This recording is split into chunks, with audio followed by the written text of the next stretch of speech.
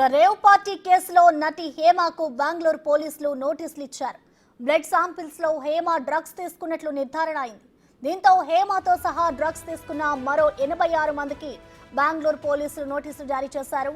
Bengaluru central crime branch కి హాజరు కావాలన్నారు.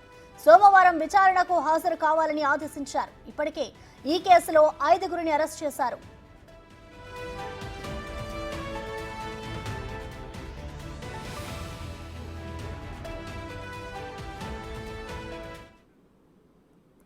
దీనిపై మరింత సమాచారం మా ప్రతినిధి రానా లైవ్ ద్వారా అందిస్తారు. రానా, చెప్పండి, బెంగళూరు రేవ్ పార్టీకి సంబంధించి ఇటు బెంగళూరు పోలీసులు అయితే దాదాపు 86 మందికి నోటీస్ ఇచ్చినట్లుగా తెలుస్తోంది. డీటెయిల్స్ ఏంటి రానా? దాదాపు 90% పార్టీలో పాల్గొన్నటువంటి అందరికీ కూడా పాజిటివ్ వచ్చినటువంటి నేపథ్యంలో వాళ్ళందరూ కూడా మండే నుంచి కూడా కంపల్సరీ విచారణకు రావాలంటూ కూడా నోటీసులు పంపించారు. ఇప్పటికే వారి వ్యక్తిగతమైనటువంటి డీటెయిల్స్ అంతా కూడా తీసుకున్నారు. వారి పేరెంట్స్ యొక్క ఫోన్ నెంబర్స్ కూడా తీసుకున్నారు. కాబట్టి ఇన్ కేసు వాళ్ళు స్పందించకపోతే వీళ్ళు రెస్పాన్సిబిలిటీగా ఉంటారనేసి కూడా పేరెంట్స్ కూడా వాళ్ళకి ఇన్ఫర్మేషన్ ఇచ్చారు. ఈ నేపథ్యంలో ఇప్పుడు ఆల్మోస్ట్ అందరికీ కూడా నోటీసులు వచ్చాయి.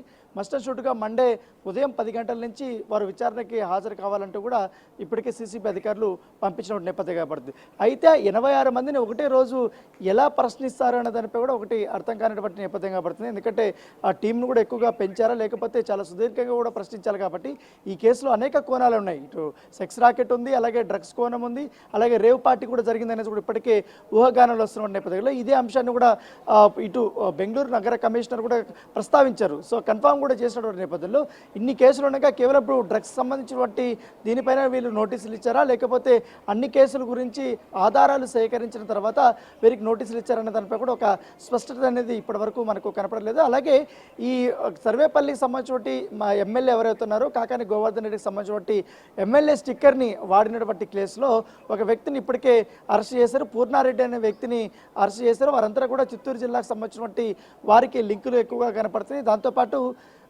అరెస్ట్ అయినటువంటి 2-3 డ్రగ్ పెడ్లర్స్ కూడా చిత్తూరు జిల్లాకు సంబంధించిన వారు ఈ పార్టీకి చాలా సన్నిహితంగా ఉన్నారు. కాబట్టి వారి నుంచినే డ్రగ్స్ వెళ్ళిందనేసి కూడా పోలీసులు నిర్ధారించిన నేపథ్యంలో ఇప్పటికే వీరికి డ్రగ్స్ సంబంధించినటువంటి డ్రగ్స్ పెడ్లర్స్ ఎవరైతున్నారో మెయిన్ వాళ్ళ ఫోన్ నెంబర్స్ కూడా ఇప్పటికే ట్రాక్ చేశారు. వారిని కూడా పట్టుకునే పనిలో ఉన్నటువంటి నేపథ్యంగా పడుతుంది. ఏదైతే మళ్ళీ పాటు ఈ జిఆర్ ఫామ్ హౌస్లో ఈ పార్టీ జరిగింది కాబట్టి ఆ ఫామ్ హౌస్ సంబంధించినటువంటి ఓనర్ అయిన గోపాల్ రెడ్డిని కూడా నోటీసులు ఇచ్చారు. అతను కూడా విచారణకు రావాల్సిందని కూడా చెప్పినటువంటి పరిస్థితి కాబట్టి కంపల్సరీ ఈ కేసులో ఆయన చాలా ముఖ్యమైనటువంటి వ్యక్తిగా కూడా పోలీసులు భావిస్తున్నారు. దాంతోపాటు బర్త్డే బాయ్ అయినటువంటి వాసి విజయవాడకు సంబంధించినటువంటి మూలాలు ఉన్నాయి. దాంతోపాటు చిత్తూరు జిల్లాలో తన స్నేహితుల ద్వారా కూడా ఈ పార్టీ కోసం పెద్ద ఎత్తున డ్రగ్స్ కానీ ఇతర మాదక ద్రవ్యాలు సప్లై చేయించుకున్నాడనేది కూడా ఇప్పటికే ఆరోపణలు వస్తున్న నేపథ్యంలో వాసు దాంతోపాటు 30 మంది యువతలు అందులో ఉన్నారు. ఆ యువతల్ని ఎవరు ఫ్లైట్ టికెట్లు బుక్ చేసి అక్కడ వరకు తీసుకొని వచ్చారు. దాంతోపాటు మోడల్స్ కూడా ఎక్కువ మంది ఉన్నారు కాబట్టి యూట్యూబ్ ఇన్ఫ్లుయెన్స్ కూడా ఎక్కువ ఉన్నారు. సో వాళ్ళని బేస్ చేసుకుని వాళ్ళ డీటెయిల్స్ కూడా ఇప్పటికే తీసుకున్నారు. కాబట్టి వారికి ఫ్లైట్ టికెట్స్ బుక్ చేసినటువంటి విషయంలో ఇప్పటికే వాసుతో పాటు వరుణ్ కుమార్ కూడా ఉన్నారు కూడా పోలీసులు నిర్ధారించారు. సో అక్కడ తీసుకొచ్చి వారు ఏం చేయించారు అన్నది కేవలం వారికి అంత క్లోజ్ రిలేషన్షిప్ లేకపోయినా కూడా వాసుతో వీళ్ళందరూ కూడా పార్టీకి హాజరయ్యారు. కాబట్టి ఎలాంటి కార్యక్రమాల్లో వాళ్ళు పాల్గొనడానికి వచ్చారన్న దానిపై కూడా పోలీసులు కూపిలాగుతున్నారు. ఇప్పటికే పోలీసులకు అందినటువంటి పూర్తి స్థాయి నివేదికల్లో కానీ ఇన్ఫర్మేషన్ల ప్రకారం దాదాపు అందరినీ కూడా విచారించిన తర్వాత ప్రాథమికంగా అక్కడ చాలా అసాంఘిక కార్యక్రమాలు జరిగాయనేది కూడా ఇప్పటికే ఒక ఐడెంటిఫికేషన్ అయింది. దాంతోపాటు తెలుగు సినీ నటి హేమ కూడా ఆ పార్టీలో పాల్గొన్నది కాబట్టి ఆమెకు సంబంధించినటువంటి బ్లడ్ శాంపిల్స్లో కూడా ఈ పాజిటివ్ వచ్చినటువంటి నేపథ్యంలో దానికి తగ్గట్టుగానే ఆమెకు కూడా నోటీసులు ఇచ్చారు. ఈ నెల 27వ తారీఖు అంటే మండే ఆమె మస్ట్ అండ్ షుడ్గా సీసీబీ ముందు ఆమె విచారణకి హాజరు కావాలంటే కూడా పోలీసులు ఆమెకి నోటీసులు పంపించారు. మొదటి నుంచి కూడా తన పేరు బయటకు వచ్చినప్పటి నుంచి అనేక రకాలుగా కూడా ఆమె అందరినీ కూడా తప్పుదోవ పట్టించే విధంగా కూడా వ్యవహరించింది. వీడియోలు రిలీజ్ చేయడం కానీ తను మాటలు మాట్లాడడం కానీ అనేక రకాలుగా చేసింది. కాబట్టి ఇప్పుడు ఫైనల్గా తను విచారణకు ఎదుర్కోబోతుంది. దాంతోపాటు అశురాయ్ కూడా ఇప్పుడు విచారణకి హాజరు కాబోతుంది. కాబట్టి వారికి ఎటువంటి క్వశ్చన్స్ వేయబోతున్నారు, ఎందుకంటే ముఖ్యంగా అశురాయ్ని అక్కడ ఇన్వైట్ చేసింది ఎవరు అన్న దానిపై కూడా ఆ క్వశ్చనింగ్ చేస్తుంది. ముఖ్యంగా హేమ పాత్ర ఎంతవరకు ఉంది, ఈ 3 పార్టీల్లో 24 గంటల పాటు కూడా జరిగింది కాబట్టి ఆమె ఎక్కువగా ప్రిఫరెన్స్ ఇచ్చింది ఏ పార్టీకి, ఎక్కడ పాల్గొంది, ఆమెతో పాటు ఇంకెంతమంది వచ్చిన దానిపై కూడా క్వశ్చనింగ్ అయితే జరగబోతుంది.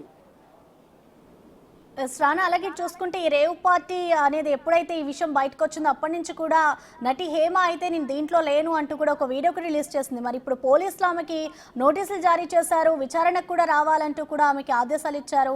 మరి దీనికి సంబంధించి హేమ ఏమైనా స్పందించిందా, విచారణకు హాజరవుతుంది అనుకోవచ్చా?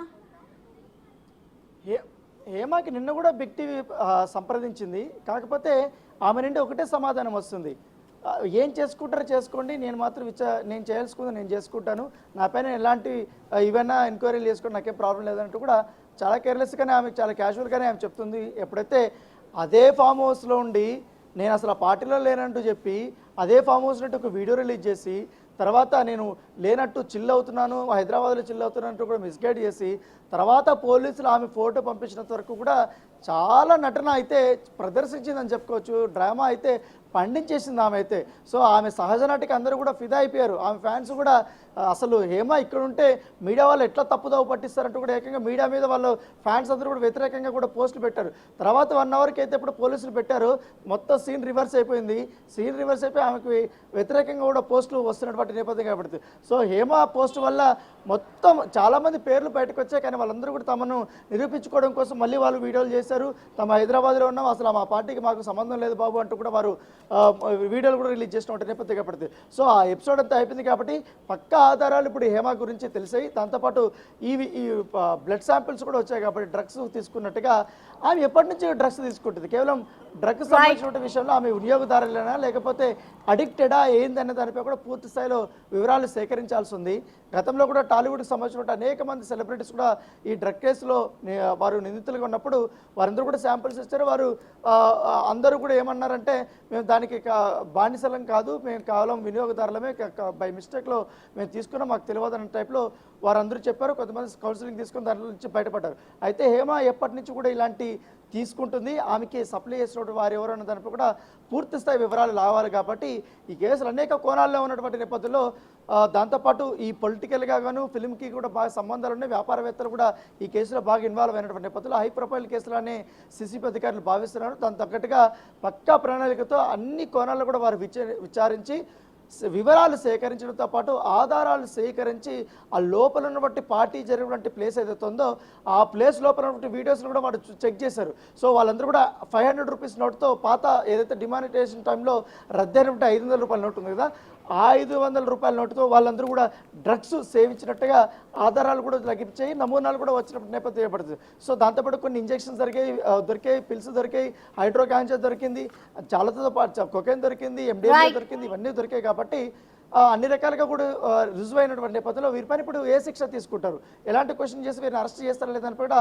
మండే మాత్రం ఒక పూర్తి క్లారిటీ అయితే మనకు వచ్చే అవకాశం ఉంది. Thank you Rana.